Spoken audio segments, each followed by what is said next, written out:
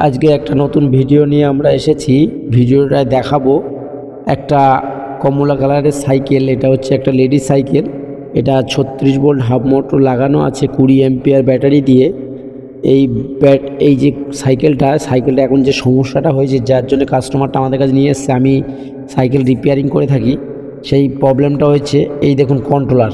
এই যে হাতে যে আমার কন্ট্রোলারটা আছে দেখছেন, এই কন্ট্রোলারটাই ওনার খারাপ হয়েছে। মানে এটা নতুন কন্ট্রোলার, এবার যেটা সাইকেলের মধ্যে লাগানো আছে এটাই খারাপ হয়েছে।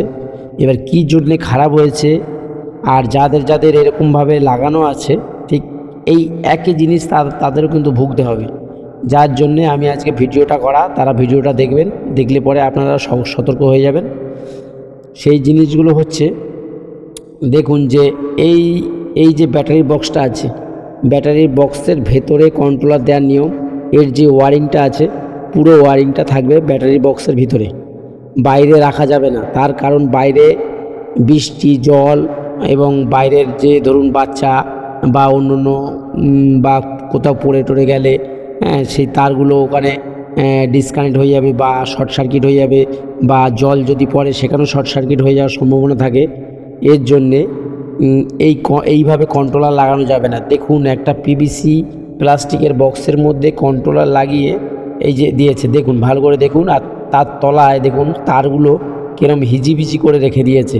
এইভাবে যদি রাখে কাস্টমার, তো উনি চালানোর দরকার চালাবে, এবার যদি ধরুন বৃষ্টি এসে গেল তাহলে ওই জ্যাক হোল্ডারগুলোর গোড়ায় জল জমে আপনাদের শর্ট সার্কিট হতে পারে। এর জন্যে আমাদের যে শোরুমে, মানে আমাদের যে এখানে যে গাড়িগুলো তৈরি হয়, এই গাড়িগুলো সব একটা কন্ট্রোল বক্সের মধ্যেই থাকে, যার ফলে ওখানে জল ঢোকার কোনো চান্স থাকে না, আর খারাপও সম্ভাবনা হয় না। এর জন্যে আমার যে গাড়িগুলো মোটামুটি 1 বছর 1.5 বছর 2 বছর পরে হলেও ছোটোখাটো প্রবলেমের জন্য আসে, কিন্তু বড় কোনো প্রবলেম হয় না। এই যে সাইকেলটা দেখছেন, এই সাইকেলটাতে কন্ট্রোলার যে এটা এখন পাল্টাতে হবে, এটা এখন টোটাল ওনার 2000 টাকা খরচা আছে। এই 2000 টাকাটা খরচা করতে হচ্ছে, এই টাকাটা ওনার লাগতো না। এই হচ্ছে ব্যাপার। যে কাস্টমারটা আছে সে বলল আমাকে যে কন্ট্রোলারটা চেঞ্জ করে দিতে, আমি নতুন লাগিয়ে দিয়েছি।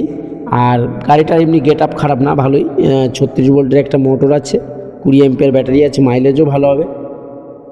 এবার যদি এরকম কারোর থাকে, অতি অবশ্যই বলছি একটা বক্সের মধ্যে পুরো কন্ট্রোলারটা ঢোকাবে, নইলে এরকম ওয়ারিং যদি পায়ে চাপ লাগে কিংবা যদি জলও পড়ে, বৃষ্টি জলও পড়ে, তাহলে কিন্তু শর্ট সার্কিট হলে আপনার কন্ট্রোলারটা নষ্ট হয়ে যেতে পারে। ভালো করে শুনে রাখুন, কন্ট্রোলারটা কিন্তু নষ্ট হয়ে গেলে অনেক দাম, 2000 টাকার উপরে দাম আছে। আমাদের জায়গাটা হচ্ছে, যদি